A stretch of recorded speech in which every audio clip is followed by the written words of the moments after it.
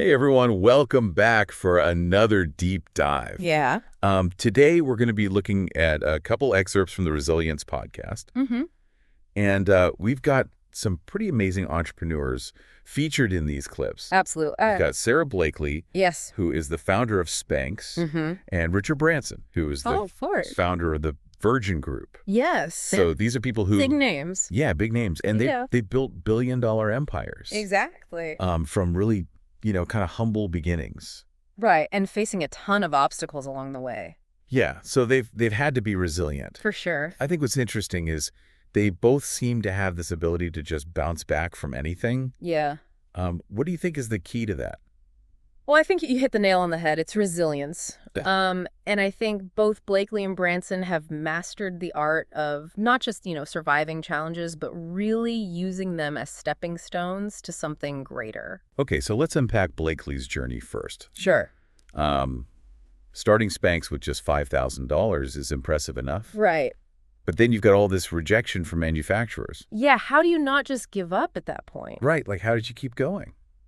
Well, Blakely actually credits her dad for her unique perspective on failure. Oh, interesting. He really instilled in her the belief that failure is not something to fear, but rather proof that you're out there, you're trying new things, you're pushing boundaries. That's interesting because I feel like Yeah. a lot of times that fear of failure holds people back. Oh, absolutely. What if we all adopted Blakely's dad's view, though? I think it'd be a good game changer. Yeah. Yeah. How would our approach to risk-taking change? If we saw failure not as a defeat, but as like a valuable data point, Oh, I like that. it's information. Yeah. Blakely even talks about keeping a failure journal. A failure journal. Yeah, where she analyzes what went wrong and she kind of extracts these key lessons for the future. So it's like turning your, Totally. oops moments into like Exactly. little mini MBA courses. Yeah, like free education. Okay, so do you think that level of self-reflection Mm-hmm. is essential for developing resilience? Oh, I think it's crucial. I mean, Blakely also stresses the importance of staying curious throughout the entrepreneurial journey. So she's always asking questions, exploring new ideas, challenging the status quo. So you're saying that curiosity is like fuel for... It is. It's fuel for innovation. It's fuel for problem solving. Because you're curious, Yeah. then Yeah. you're more likely to find solutions. Absolutely. You're going to be more open to different approaches and perspectives. Okay, that makes sense. Yeah. So Spanx starts taking off, Yeah. and then she hits another hurdle, Okay. scaling the business. Right. Which can be really tough for founders who are used to doing everything themselves. Yeah, especially when it's like your baby, your creation. Yeah. You know? Exactly. You're so personally invested. How do you learn to let go of some of that control? Well, it's a process. Yeah. Blakely really emphasizes the importance of building a strong team, Okay. but also learning to trust your gut instinct. So finding that balance. Yeah, finding that balance between intuition and delegation. So it seems like both Blakely and Branson really emphasize that mindset. you know?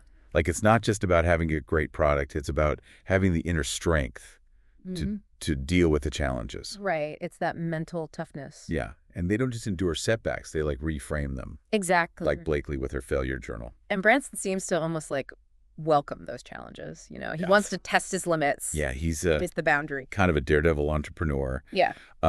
Speaking of Branson, let's dive into his world. All right. This guy's a serial entrepreneur, so he must have Oh, yeah. tons of resilient stories. He's got a treasure trove of them. Yeah. And what I find interesting is that he's very open about his failures. Absolutely. Even the high-profile ones, like Yeah. Virgin Cola. Wait, even Richard Branson has failures? Oh, yeah. I thought this guy like could do no wrong. Everyone fails. Like he just like snaps his fingers and launches an airline. Even Branson, Okay, well that's actually kind of encouraging It is. to know that even he's human. He's not invincible. Yeah. But that's the thing. He doesn't let it define him. Yeah. His takeaway from Virgin Cola wasn't, I'm a failure. It Yeah. was, what can I learn from this? So he turns those setbacks into like data points. Exactly. Yeah. He analyzes what went wrong, and then he uses those lessons in Yes. future ventures. So he's constantly experimenting. Yeah, he's iterating. Yeah, and refining his approach. Mm-hmm. Would you say that iterative learning process is like crucial for building that resilience? Oh, absolutely. It's all about learning from your mistakes and adapting. Okay. And he doesn't do it alone. No. He surrounds himself with a team. Okay. People who can offer different perspectives. And challenges assumptions. Yeah, he really values that diversity of thought. You know, it's interesting. You've brought up the team aspect a couple of times now. Yeah. And it seems like both Blakely and Branson, even though they're like independent, Visionaries. they really see the value in that support. They understand that resilience isn't about going it alone. It's about leveraging the strengths of a team. Yeah. Think about it when you're facing a setback. Who do you turn to? Exactly. Yeah. Who's your support system? It makes me think about, my own support system. Yeah. And who I rely on. Absolutely. Okay. So we've got mindset, we've got reframing failures, we've got building a team. What other practical strategies do they use to build that resilience? Yeah. One thing that really stands out is their bias towards action. Okay. They don't dwell on problems. They don't let fear paralyze them. So they're just like taking action. They focus on what they can control. Okay. And they take steps to address the challenge. So instead of getting stuck in that analysis paralysis, they're out there making things happen. Okay, so we've talked about mindset shifts and embracing failure, building a team and taking action. But what does that actually look like in practice? Yeah, how do you actually cultivate that resilience? Yeah, what specific things did Blakely and Branson do? Well, one thing that really stands out is this relentless pursuit of solutions. They don't waste time complaining or feeling sorry for themselves. So it's like they're just focused on... They're problem solvers. Yeah. They're focused on what they can control. Can you give me an example? Sure. Think about Blakely facing all that rejection from those hosiery mills. Oh, yeah. She didn't just throw in the towel. Right. She got creative. She redesigned the packaging. She refined her pitch. She just kept pushing. Kept pursuing every avenue until she found someone who believed in her vision. So it's that tenacity. It is. And that willingness to adapt. Absolutely. You got to be willing to tweak your approach. It's interesting because it seems like Blakely's focus is very internal, refining the product, refining the message. Yeah. Branson kind of goes external, He does. He's a master of diversification. expanding into new ventures. When one venture hits a roadblock, he's already got others in motion. Yeah, remember when his first music festival flopped? Virgin Fest? Yeah, he didn't let that stop him. Nope. He learned from it. Launched an airline. Became a huge success. Like he's playing entrepreneurial chess. He is always thinking a few steps ahead. Yeah, and never putting all his eggs in one basket. Exactly. That strategic thinking seems really important for resilience. Especially in today's world. Yeah. Things change so fast. You got to be adaptable. Okay, so we've talked about the team, but are there other ways they seek out support? Yeah. Blakely talks about mentors. Okay. People who have been there and done that. Yeah. And can offer advice and guidance. People who've already walked the path. Exactly. And she also emphasizes peer networks. Connecting with other entrepreneurs. Yeah, people who get it. Yeah, who understand the struggles. Yeah, that shared experience can be so powerful.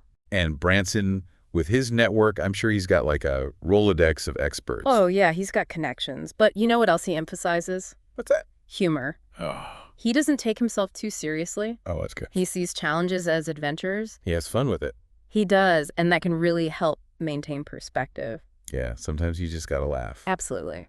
So if we were to sum up Blakely and Branson's wisdom, what would be like the key takeaways? All right, key takeaways for building resilience. Yeah. Number 1, reframe failure as feedback. Don't let it define you. Use it as a learning opportunity.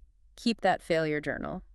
Analyze those setbacks. Extract those lessons. Number 2, take action. Don't overthink it. Don't get stuck. Just start doing something. Experiment. Iterate.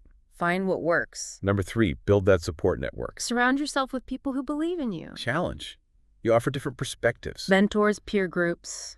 Don't be afraid to ask for help. And finally, find the joy in the journey. Yeah. Embrace the ups and downs. Have some fun with it. Celebrate those wins.